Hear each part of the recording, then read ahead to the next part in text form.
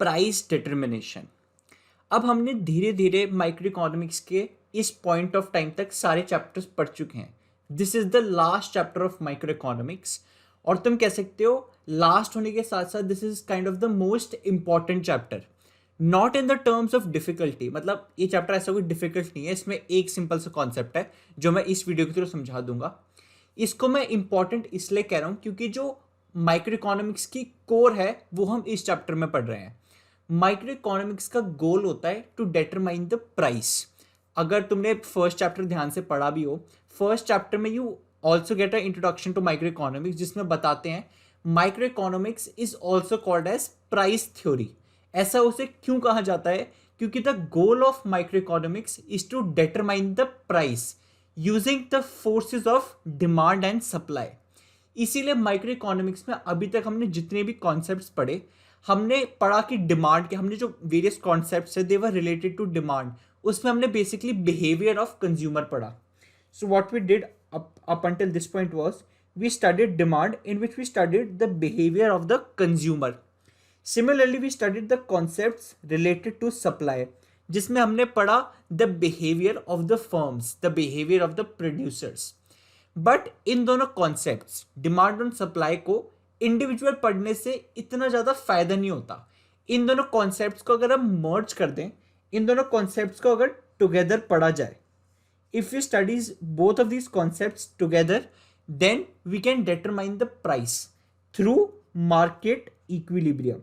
अगर एक कॉन्सेप्ट्स को साथ में पढ़ा जाए, we can study market equilibrium through which we can determine the price, which is ultimately the goal of microeconomics.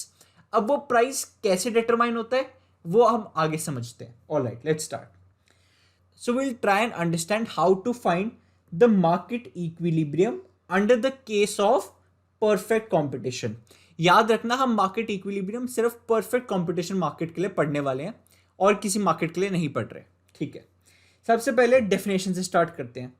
Definition says market equilibrium is determined whenever quantity demanded of a commodity, जब भी demand becomes equal to the quantity supplied, जब भी quantity demanded quantity supplied के बराबर आ जाए, जिस भी point पे, उस पॉइंट पे हमें मार्केट इक्विलिब्रियम मिलता है।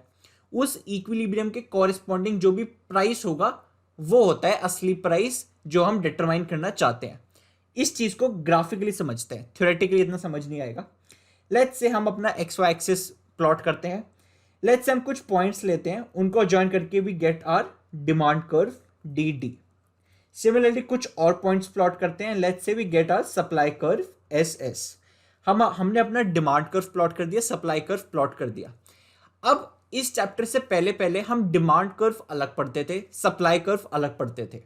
अब हमने क्या करा है, हम दोनों कर्व को एक साथ ले आए, एक ही एक्सिस में प्लॉट करा। हम ये देखना चाह रहे हैं कहां पे ये दोनों कर्व्स इंटरसेक्ट करें, क्योंकि जहां पर भी ये दोनों कर्व्स इंटरसेक्ट करेंगे यानी कि मिलेंगे, वहां पे हमारी demand, our quantity demand would become equal to our quantity supplied. और जहां पे क्वांटिटी डिमांडेड क्वांटिटी सप्लाइड के बराबर हो, वहां पे आ जाता है पॉइंट ऑफ इक्विलिब्रियम, जो हमें पता लगाना था, मार्केट इक्विलिब्रियम। अब जब इस इक्विलिब्रियम के कॉरेस्पॉन्डिंग हम प्राइस और क्वांटिटी देखें, उसे इक्विलिब्रियम प्राइस और इक्विलिब्रियम क्वांटिटी कहते हैं। क्या मतलब, इस इक्विलिब्रियम पॉइंट के corresponding we get a price of ₹6। जो प्राइस हम डिटरमाइन करना चाहते थे वो हमें इक्विलिब्रियम के थ्रू मिल गया, ₹6। कोई भी कमोडिटी, अभी मैं कमोडिटी को स्पेसिफिक डिस्कस नहीं कर रहा, जिस भी कमोडिटी का ये डिमांड और सप्लाई कर्व है उसका इक्विलिब्रियम प्राइस 6 होना चाहिए और इसकी इक्विलिब्रियम क्वांटिटी भी 6 होनी चाहिए। ये हमने देख लिया by attaining a market equilibrium. ठीक है जी, हमें पता चल गया प्राइस कैसे डिटरमाइन करना है, बहुत सिंपल था। बट अब हमें ये जानना है, अभी मैंने तुमको कहा कि जो प्राइस था 6 वो इक्विलिब्रियम प्राइस था जहां पे क्वांटिटी डिमांडेड क्वांटिटी सप्लाइड के बराबर आए। बट अब हमें ये जानना है कि ऐसा क्यों, मतलब इक्विलिब्रियम प्राइस उसी पॉइंट पे क्यों होता है जहां पे क्वांटिटी डिमांडेड क्वांटिटी सप्लाइड के बराबर हो। ऐसा क्यों है कि वहीं पर इक्विलिब्रियम हो, इक्विलिब्रियम किसी और प्राइस पॉइंट पे क्यों नहीं हो सकता, वहीं पर ही क्यों जहां पे डिमांड और सप्लाई बराबर है। वो समझते हैं बाय अज्यूमिंग कि अगर ऐसा नहीं होता तो, मतलब अगर हम कहते हैं कि equilibrium quantity demanded quantity supplied जहां पे इक्वल है वहां पे नहीं होता तो कैसा होता। आ जाओ वो समझ के देखते हैं। Alright, now let's try and understand. Let's say अगर हम कहते हैं कि हमारा प्राइस, अभी हमने कहा कि हमारा 6 इक्विलिब्रियम प्राइस है जहां पे डिमांड सप्लाई बराबर है। Let's say for some time हम कहते हैं अगर हमारा प्राइस 6 से ज्यादा होता, क्या मतलब, लेट्स से हमारा प्राइस है 10। अब जब प्राइस 10 है तो उसके कॉरिस्पॉन्डिंग डिमांड एंड सप्लाई भी कुछ होगी, क्या मतलब, जब प्राइस 10 है उसके कॉरिस्पॉन्डिंग हमें पता चलता है कि यार सप्लाई इज 10। ये मैंने कैसे देखा, ये लाइन जहां पे सप्लाई कर्व को इंटरसेक्ट कर रही है, परपेंडिकुलर ड्रॉप करा, यहाँ पे 10 आ गया, मतलब ये हमारी सप्लाई है और इसके कॉरिस्पॉन्डिंग कुछ डिमांड भी होगी, डिमांड आ गई हमारी 2।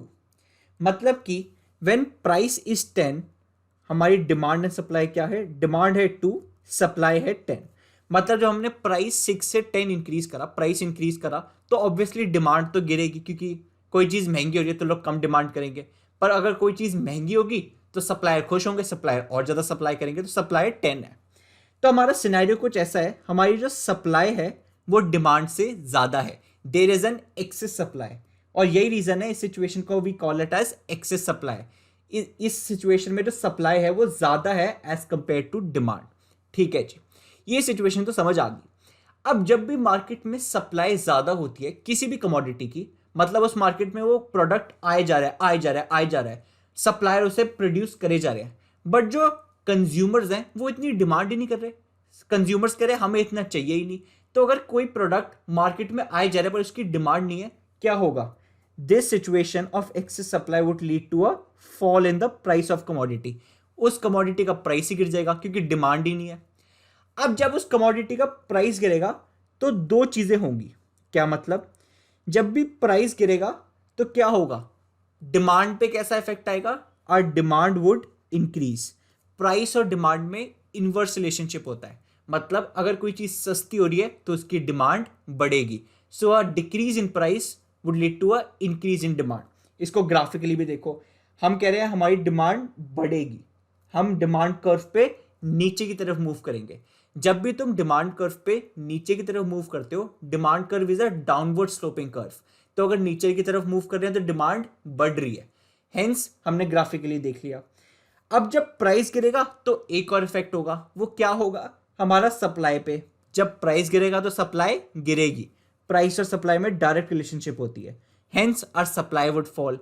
तो ग्राफिकली देखें तो हमारी सप्लाई गिरना शुरू हो जाएगी, और सप्लाई, जब भी सप्लाई गिरती है तो हम सप्लाई कर्व पे नीचे की तरफ मूव करते हैं। Supply curve upward sloping curve होता है सब, तो अगर तुम सप्लाई कर्व पे ऊपर मूव करोगे सप्लाई बढ़ेगी, अगर नीचे मूव करोगे तो सप्लाई गिरेगी। तो हम कह रहे हैं हमारी सप्लाई गिर रही है इसलिए हम नीचे मूव कर रहे हैं। तो ये जो दोनों चीजें हैं, डिमांड बढ़ रही है, सप्लाई गिर रही है, ये इफेक्ट कब तक होगा, जब तक कि कन्वर्ज होके कहां पे नहीं आ जाते, जब तक कि डिमांड और सप्लाई इक्वल नहीं हो जाती वापस से। हम कह रहे थे हमने प्राइस बढ़ा के एक्सेस सप्लाई करा, अब वो excess supply through market forces automatically comes back to the point where we had achieved equilibrium earlier, where our demand and supply are equal। तो अभी हुआ क्या, हमने जब प्राइस, मैंने क्या कहा था कि मैं अज्यूम कर रहा हूं कि अगर इक्विलिब्रियम प्राइस वहां नहीं होता जहां पे डिमांड एंड सप्लाई इक्वल है, मैंने कहा मुझे मैं एक्सेस सप्लाई का केस लेता हूं। बट हमने ऑब्जर्व करा कि अगर एक्सेस सप्लाई भी हो, अगर प्राइस 6 से ज्यादा भी हो, वो ऑटोमेटिकली घूम फिर के through market forces it will come back to the point where demand and supply are equal, hence excess supply eliminate हो जाएगी and we would come back to the equilibrium point जहां पे we get a equilibrium price of 6। तो मतलब excess supply exist कर ही नहीं सकती, मतलब प्राइस 6 से ज्यादा नहीं हो सकता। अब दूसरा केस भी लेके देखते हैं, क्या मतलब, क्या होता अगर प्राइस लेट्स से 6 से कम होता, लेट्स से हम कहते हैं प्राइस 6 से कम 2 अज्यूम कर लेते हैं। अब इस प्राइस 2 के corresponding we would get a demand and supply. तो मतलब ये जो हमारी 10 है ये तो हो गई जी हमारी डिमांड, क्यों, ये मेरा डिमांड कर्व था, ये मेरा सप्लाई कर्व था। तो 2 के corresponding I get a demand of 10 और 2 के कॉरेस्पॉन्डिंग, प्राइस 2 के corresponding I get a supply of 2। तो सिचुएशन क्या बन रही है, फिर से डिमांड एंड सप्लाई देखो, हमारी जो डिमांड है वो 10 है, सप्लाई 2 है। जब प्राइस 6 से 2 कम हुआ, मतलब प्राइस सस्ता हुआ, तो क्या होगा, लोग डिमांड ज्यादा करेंगे, कोई चीज सस्ती होगी तो डिमांड ज्यादा होगी, पर उसकी सप्लाई गिर जाएगी। Hence a demand is more than supply, there is an excess demand in the market. Producers इतना सप्लाई नहीं कर रहे हैं, बट जो कंज्यूमर्स हैं वो उस प्रोडक्ट को डिमांड करे जा रहे हैं। Hence we call this situation as excess demand. इस सिचुएशन पे डिमांड ज्यादा है एज कंपेयर टू सप्लाई। पिछले केस में सप्लाई ज्यादा थी, इस केस में डिमांड ज्यादा है। अब किसी प्रोडक्ट की डिमांड ज्यादा है, मतलब कंज्यूमर्स पागल हो रहे हैं, मेरे को प्रोडक्ट दो, मेरे को खरीदना है सामान, कमोडिटी दो।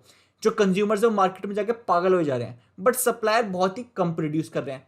तो अगर किसी चीज की डिमांड बहुत ज्यादा हो जाए मार्केट में, तो क्या होता है, automatically the price of that commodity would increase. वो चीज मार्केट में महंगी हो जाएगी अगर उसकी डिमांड ज्यादा है।